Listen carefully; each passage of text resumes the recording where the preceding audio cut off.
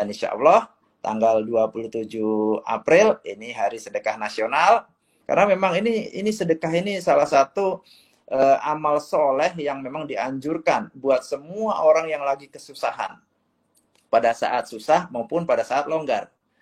Nah, apa yang dilakukan oleh Warung Steak and Shake saat ini ya, kita lihat keadaannya. Bisnis Warung Steak ini yang tadinya kita offline, sekarang sudah mulai merambah ke online. Nah, ini juga mungkin teman-teman bisa coba mulai merambah ke online. Nah, tentu nggak kondisinya kalau di bidang kuliner ya itu mungkin bisa bikin makanan-makanan frozen itu mungkin bisa diproduksi, tapi sekali lagi itu kompetitornya sudah banyak makanan frozen.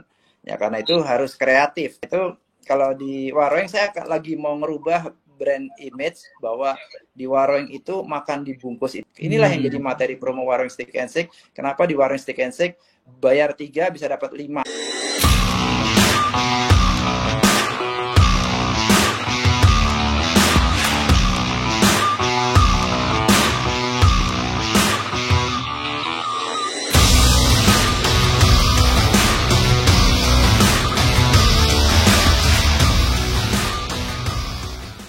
Video ini dipersembahkan oleh Semesta Swalayan.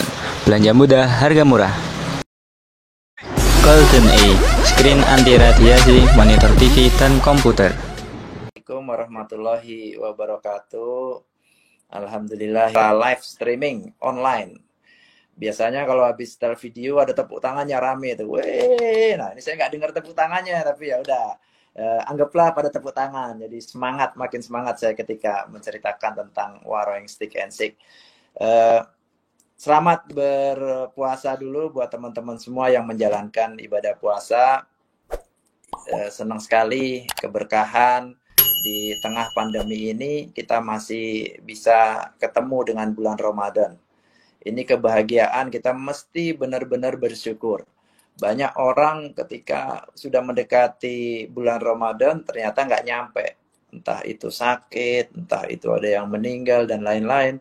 Tapi kita di sini yang banyak dosanya, yang banyak kesalahannya, yang banyak segala macam nggak benernya, Allah anterin kita di bulan Ramadan. Karena itu ini benar-benar kita harus syukuri. Ini nikmat yang luar biasa bisa sampai di bulan Ramadan, bulan yang penuh berkah. Lihat video tadi tuh siang-siang puasa-puasa kita ngelihat video makan, wah rasanya kepingin makan juga gitu loh. Tapi tahan teman-teman semua, nanti insya Allah Warung Steak and Shake bukanya jam 3 kemudian jam 8 sudah tutup. Karena biasanya bulan Ramadan juga seperti itu, kita bukanya mundur supaya teman-teman bisa berpuasa dan nggak ganggu orang yang berpuasa. Jadi buka jam 3, tutupnya sekarang jam 8. Kalau dulu kita bisa tutup jam 11 malam karena biasanya habis sholat taraweh teman-teman masih bisa jajan di Warung Steak and Shake. Tapi sekarang benar-benar nggak bisa, jam 8 harus sudah tutup. Jadi keadaan sekarang benar-benar banyak perubahan dan tetap harus disyukuri. Tetap harus disyukuri.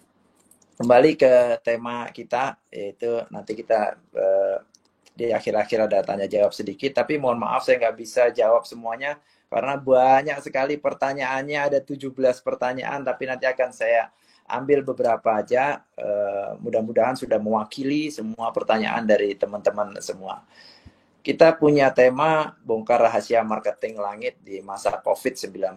Marketing langit tadi Ustadz Hendy sudah membuka tentang ilah, bahwa semua itu ya Allah. Tadi bagus sekali ketika Ustadz Hendy cerita tentang gimana kita itu harus iman dan amal soleh. Ini sebenarnya salah satu kunci yang memang kunci segala-segalanya nih ya. Kunci segala-segalanya dan sesuai juga sama tema kita. Bongkar rahasia marketing langit. Kuncinya sebenarnya cuma 2, bener Ustadz Hendy. Iman dan amal soleh. 2 ini aja. Iman ini insya Allah lah. Insya Allah teman-teman muslim sudah beriman semuanya. Rukun iman kita semua tahu ada 6. Insya Allah sudah luar kepala, sudah percaya. Tapi ada satu rukun iman yang kadang saya sendiri masih belum bisa nerima. Mungkin bisa introspeksi buat teman-teman semua. Yaitu rukun iman yang terakhir. Yaitu percaya takdir baik dan buruk. Ketika takdir baik, kita nih seneng, saya tuh seneng bisa nerima ketika omsetnya Waro yang rame, cabangnya banyak, 83 cabang, sekarang alhamdulillah 94 cabang, dan saat ini kita harus tutup 18 cabang, tapi tetap kita tuh seneng cabangnya banyak, ini kabar gembira. Tapi ketika ada takdir yang buruk, kita bisa nerima apa enggak?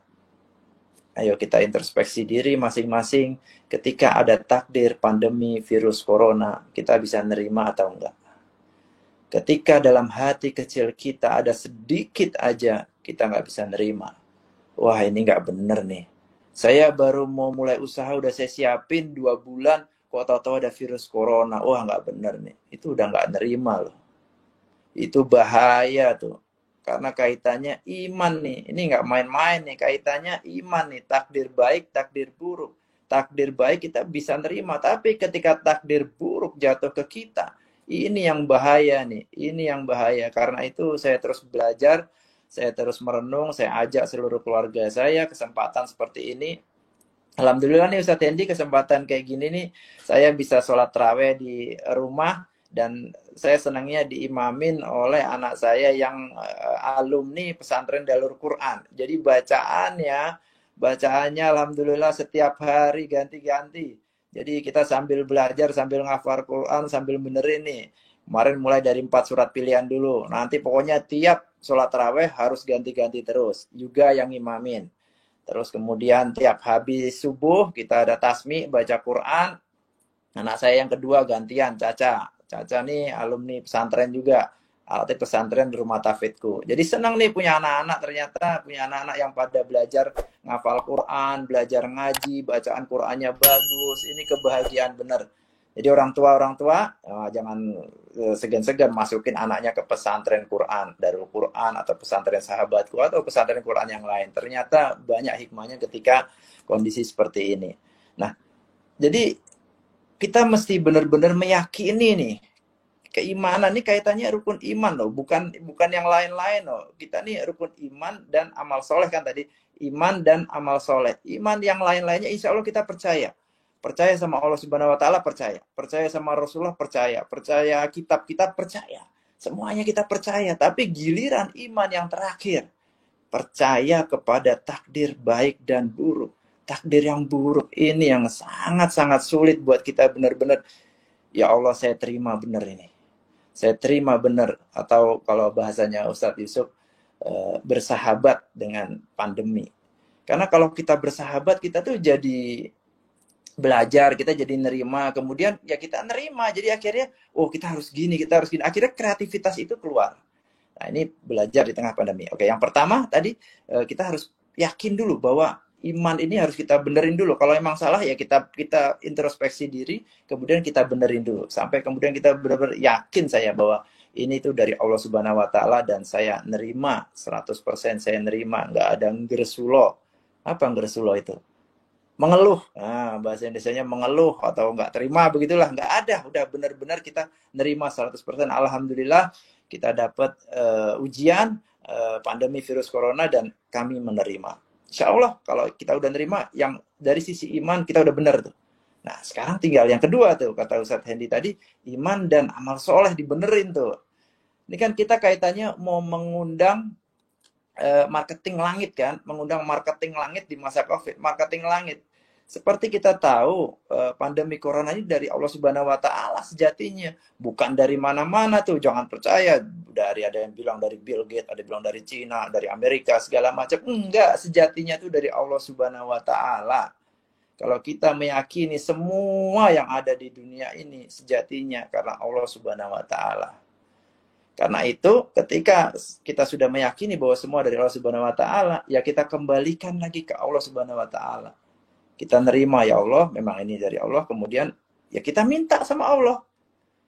Kita belajar nih di sini gimana nih caranya nih supaya bisa membongkar rahasia marketing langit supaya Allah ridho. Nah, supaya Allah ridho gimana nih? Yang pertama kita udah nerima dulu ketetapan dari Allah. Yang kedua, keimanan kita udah insya Allah, ketika keimanan kita udah beres di sisi iman, ya udah kalau gitu amal soleh tadi kata Ustadz Hendi. Ya karena saat ini kita akan lebih banyak bicara tentang sedekah. Oke, saya akan fokus amal soleh sedekah. Dan insya Allah tanggal 27 April, ini Hari Sedekah Nasional. Sebenarnya tema saya tuh bahas tentang gimana sih Hari Sedekah Nasional itu lahirnya. Ini pas banget ini, Hari Sedekah Nasional lahirnya gimana, kemudian sampai kesininya tuh gimana. Karena memang ini sedekah ini salah satu amal soleh yang memang dianjurkan buat semua orang yang lagi kesusahan. Pada saat susah maupun pada saat longgar. Pada saat longgar apalagi tuh harus sedekah. Nah pada saat susah sedekah juga, tetap sedekah. Nggak ada ceritanya. Bahkan kalau di hadis saya pernah baca, kita sedekah kurma aja, kurma yang baik itu Allah akan jadiin jadi kebun kurma tuh. Jadi kalau saya salah dibenerin Ustaz Hendi ya. Jadi sedekah 1 butir kurma aja boleh itu. Karena itu kesempatan nih, artinya apa? Sedekah 1 butir kurma itu artinya bukan cuma orang yang punya uang loh. Ketika saat ini ditanya, saya punya tabungan nggak? Saya nggak punya tabungan. Saya bilang ke karyawan saya nggak punya tabungan. Kondisi seperti ini, teman-teman harus bisa nerima semua. Ya, bukan berarti saya dan teman-teman yang di direksi, yang di kantor kemudian diam aja. Enggak, kita tim marketing terus, di tiap hari. Kita rapat terus, dari pagi sampai sore. Tapi tetap physical distancing, itu tetap pakai masker, itu tetap standar. Ini kita jalanin, tapi memang work from home. Semua karyawan kantor saya rumahin, saya minta buat kerja di rumah aja, kecuali tim marketing. Karena memang sekarang ada pergeseran, ada kalau bahasanya Ustadz Yusuf bukan shifting, tapi nambah ting. Wah ini hal nih ketika kita udah nerima pandemi, akhirnya kita belajar, akhirnya ada hal baru lagi, yaitu nambah ting. Kalau dulu Warung Steak and Shake tuh cuma nerima offline aja, sekarang sudah mulai arahnya ke online. Memang ini tantangan baru, tapi insya Allah ada jalan keluarnya lah. Insya Allah ke depan kita akan ngeluarin terobosan-terobosan baru yang nanti teman-teman bisa belajar tuh. Oh ternyata begini. Jadi kita di kantor tuh terus benerin terus gitu. Tiap hari benerin terus. Jadi mulai dari, ini sekaligus menjawab pertanyaan yang soal pandemi tadi ya. Saya langsung potong kompas saja, pokoknya langsung jawab sekalian.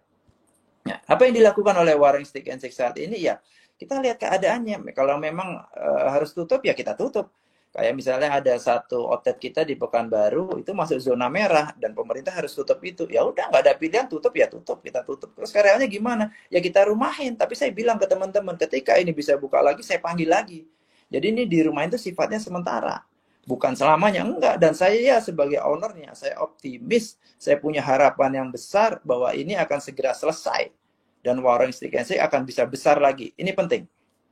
Teman-teman ketika punya harapan, berprasangka baik sama Allah Subhanahu wa taala, husnuzon sama Allah Subhanahu wa taala, ini sangat-sangat penting sekali. Menurut saya ini kunci sukses yang pertama.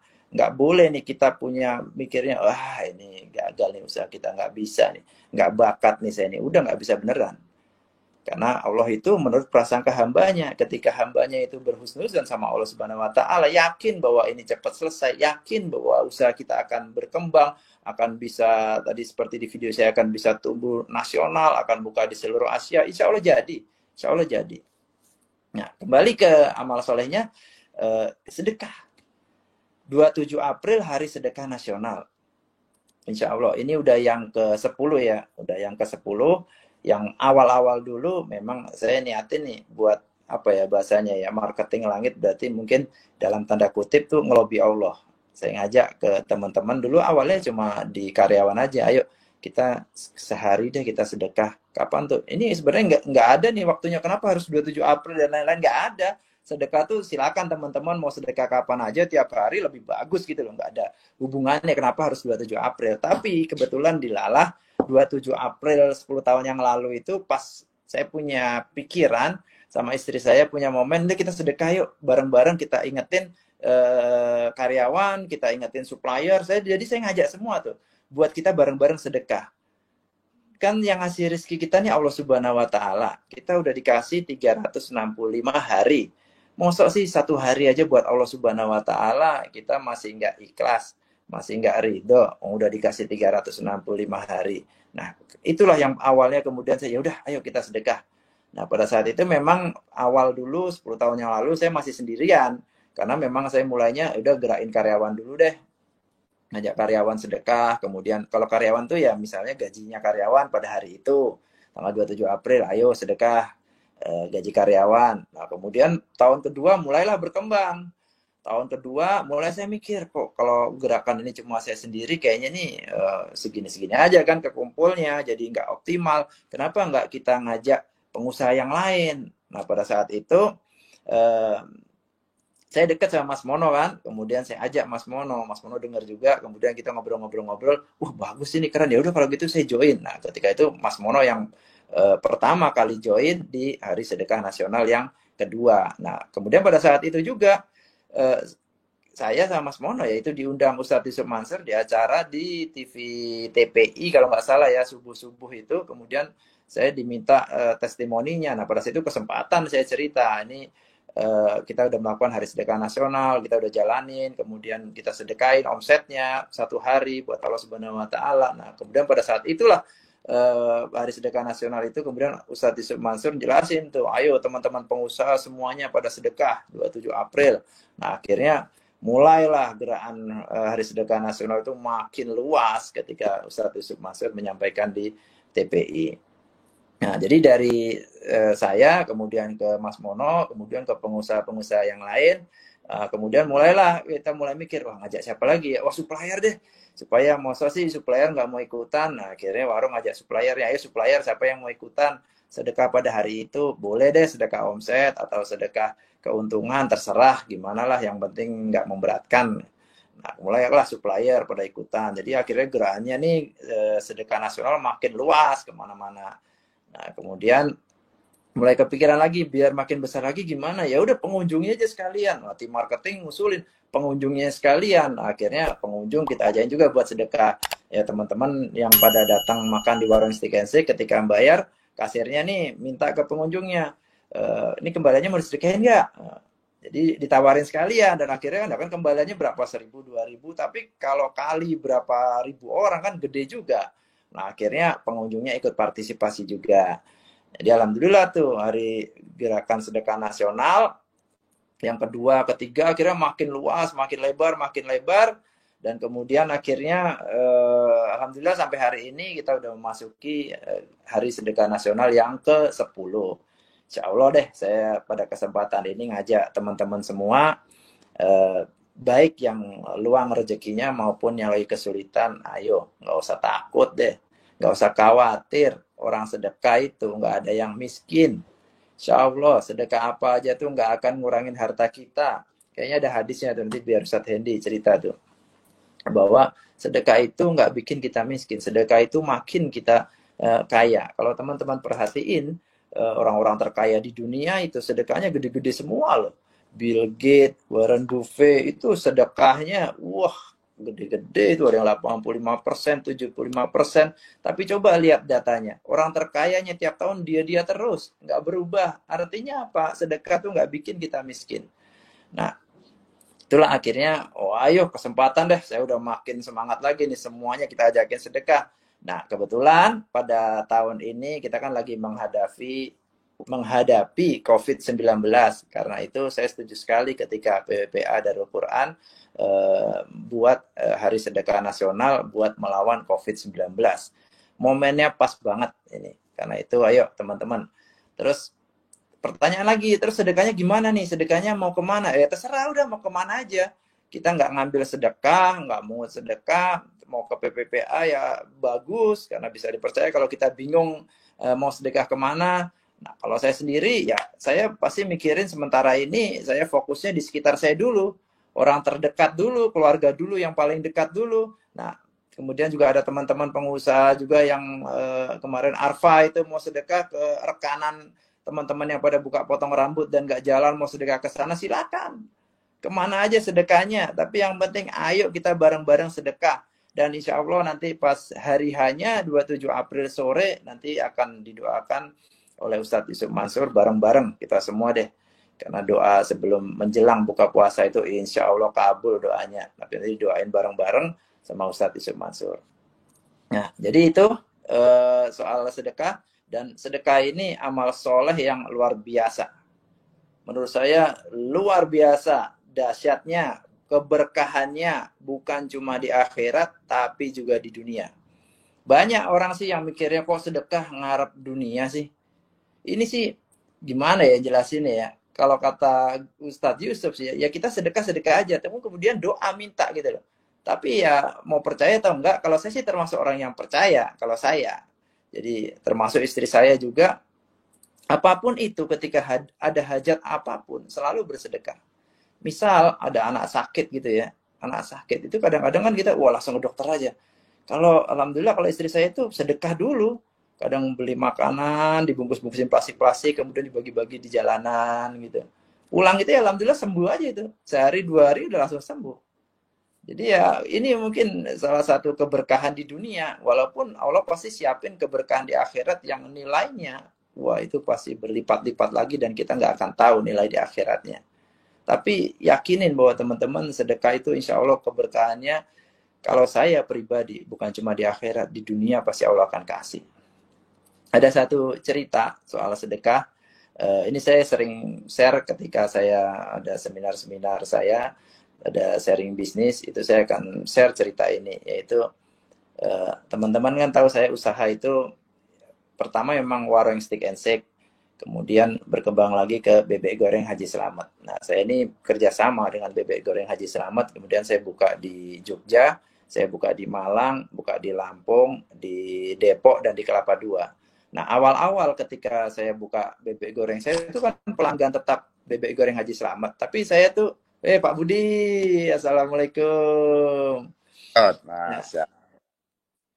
saya nerusin cerita saya. Awal-awal tuh saya tuh pelanggan tetap bebek goreng Haji Selamat. Jadi saya kalau mau ke bebek goreng Haji Selamat, saya harus ke Kartosuro. Dari Jogja Kartosuro itu 45 menit. Sampai 1 jam gitu. Nah, kemudian saya mikir, wah saya kok bisa nggak sih saya buka bebek goreng di Jogja?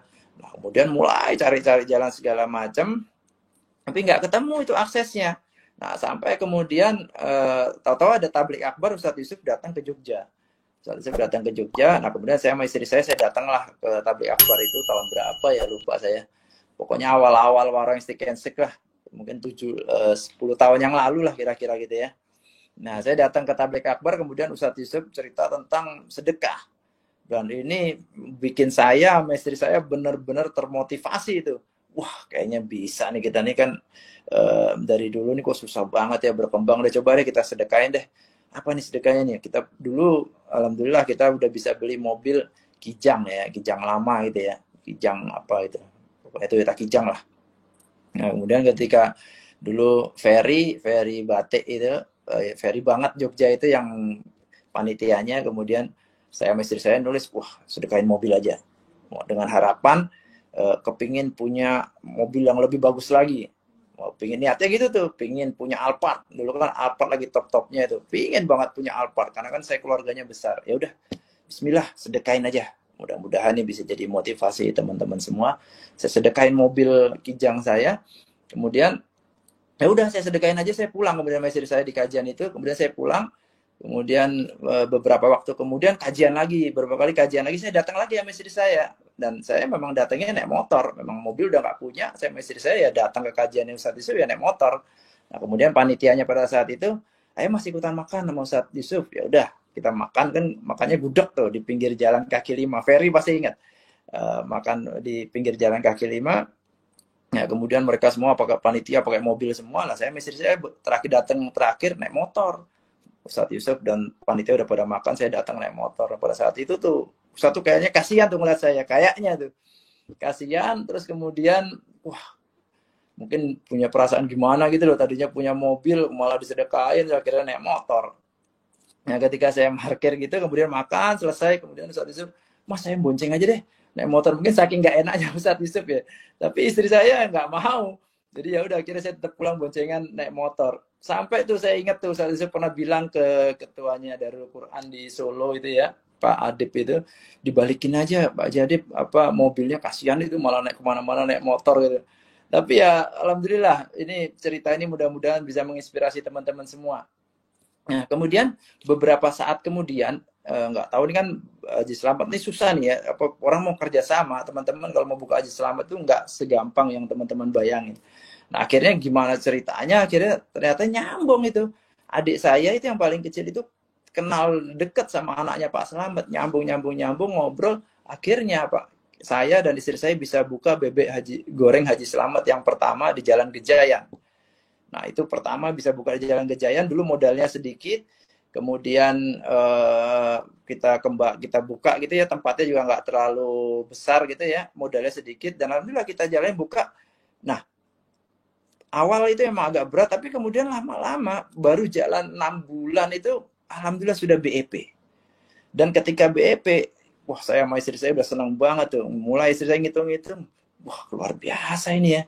6 bulan kita udah bisa beli Alphard. Pada saat itu ya, hitungannya 6 bulan udah bisa beli Alphard nih. Jadi, wah, luar biasa nih. Wah, saya mikir, ya, ini bener nih. Allah pas jawab, bener nih keberkahan itu tuh. Nah, ini salah satu cerita yang mudah-mudahan bisa memotivasi kita semua bahwa sedekah itu nggak akan bikin kita miskin, insya Allah. Itu mungkin sedikit cerita saya buat teman-teman semua. Kemudian ini pertanyaannya banyak banget ini, bingung nih saya jawabnya yang mana nih Ustaz. Iya, silakan Mas Jody menjawab pertanyaan-pertanyaan dari rekan-rekan yang sudah mempersiapkan diri. Oke, pertanyaannya banyak banget, susah. Tapi intinya gini, ada satu pertanyaan yang mewakili semuanya. Ini pertanyaan dari Magelang, dari Berau, dari Tegal, dari Tangerang. Ini kalau saya jawab semua bisa nggak selesai-selesai sampai nanti sore ini. Tapi poinnya gini, ini teman-teman nih tadi pertanyaan dari cerita saya udah menjawab beberapa pertanyaan. Tapi kemudian memang yang paling urgent, yang paling saat-saat sekarang itu soal COVID-19.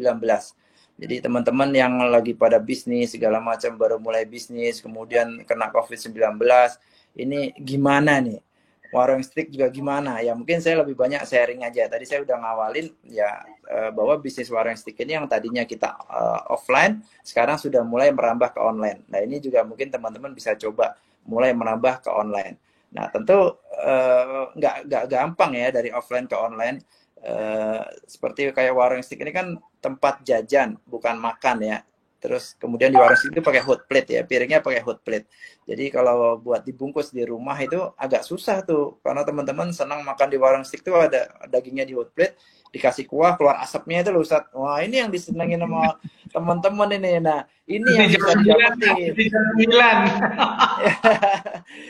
Nah sampai ada pelanggan setianya warung Steak and Shake tuh anak-anak itu teman dari Jogja itu dia beli hot plate-nya itu.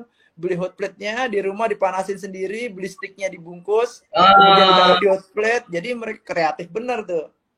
Nah, kemudian saya mulai mikir gimana caranya supaya bisa online. Nah, akhirnya kemudian dikit-dikit kita mulai bikin. Memang ini apa namanya dinamika perubahan ini bisa dibilang tiap hari, Ustaz. Tiap hari itu berubah-ubah terus. Kayak awal-awal dulu orang masih boleh dine in, tapi kemudian saya bikin ya udah kita bikin physical distancing. Jadi walaupun dine in tapi mejanya kita kurangin. Misalnya meja ada 10, kita bikin jadi 5 meja. Jadi kita kasih jarak-jarak. Nah, kemudian makin ke sini kayak di Jakarta, udah PSBB, udah nggak bisa lagi dine in, semua harus take away. Nah, akhirnya mulai mikir kita warung steak bisa di take away, tapi kita kan nggak punya fasilitas drive thru. Akhirnya kita bikin drive thru runner. Jadi drive thru runner nih istilah di warung steak nih, drive thru runner. Jadi orang datang naik mobil atau motor, dia ngebel aja di parkiran, tin. Nah, bel 2 kali. Kemudian karyawannya datang keluar, kemudian datang keluar dengan bawa buku daftar menu yang sudah disemprot disinfektan, kemudian pakai masker, kemudian nawarin pesan apa, bisa bayarnya pun nggak harus pakai cash, bayarnya bisa pakai e-money, kemudian barang makanannya dianterin. Standar penyajian makanan di warung Steak and Shake juga semua karyawan tuh sudah wajib pakai masker, pakai sarung tangan. Kemudian kalau yang tugas di depan mungkin nggak pakai sarung tangan, tapi dia saya wajibin buat cuci tangan terus pakai sabun. Jadi hampir tiap hari itu kita banyak perubahan-perubahan. Nah, yang paling berat memang kita harus ngerubah. Kalau teman-teman mungkin sekarang yang kondisinya kalau di bidang kuliner ya itu mungkin bisa bikin makanan-makanan frozen itu mungkin bisa diproduksi, tapi sekali lagi itu kompetitornya sudah banyak makanan frozen. Ya karena itu harus kreatif. Sekali lagi usaha itu nggak bisa nih, nggak kreatif, monoton, ikut-ikutan aja nggak bisa. Usaha itu harus kreatif. Nah karena itu kalau di warung saya lagi mau ngerubah brand image bahwa di warung itu makan dibungkus itu enak juga. Nah, insya Allah kita udah keluarin kalau di bulan Ramadan ini ada namanya paket Give Me Five. Nah, Give Me Five itu, oke, teman-teman itu cukup bayar stick 3 tapi dapatnya 5. Nah, jadi kita ngeluarin promo-promo seperti itu. Terus pertanyaannya lagi, emang bisa profit Mas? Kok bisa orang cuma bayar 3 tapi dapat 5? Kan pertanyaan itu. Nah, kondisi sekarang ini ada beberapa bahan itu yang harganya turun.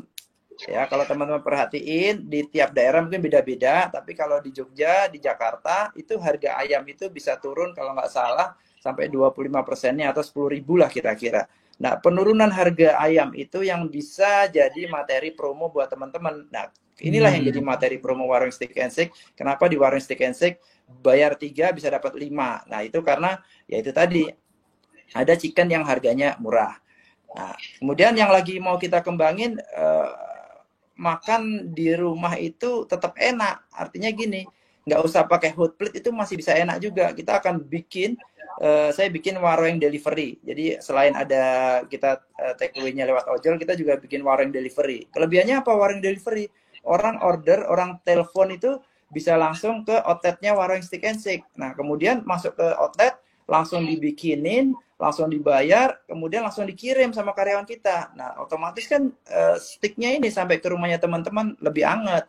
Jadi ini yang akan kita buat bahwa makan stick pun di rumah bisa tetap hangat dan tetap bisa enak. Nah, ke depan kita akan bikin seperti itu.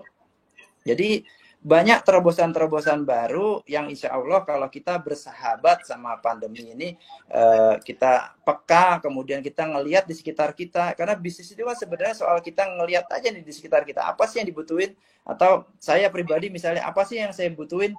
Nah, saat ini karena saya udah mulai mikir kesehatan nih ya Ustadz Hendy ya, karena udah tua nih ya, udah mikir kesehatan, jadi udah mulai nih harus olahraga tiap hari, makanannya harus yang healthy, kemudian apalagi ya pokoknya harus nge-gym segala macam. Nah, kan tantangan nih, saya punya gym, tapi gym tuh bener-bener nggak bisa buka. Nah, terus gimana coba pemasukannya gym? Ini gym sama sekali nggak bisa buka loh. Kalau Warung Steak saya masih bisa delivery dan lain-lain, tapi gym sama sekali nggak bisa buka. Nah, yang saya lakukan ya saya ajak manajernya Mas Wayan, ayo Mas kita bikin healthy food. Ini udah banyak nih frozen food yang biasa-biasa aja. Kalau W Gym dia harus yang healthy, harus yang ketika orang order frozen food itu bisa bikin perutnya six pack. Nah, kayak Ustadz Hendy nih sekarang badannya keren nih.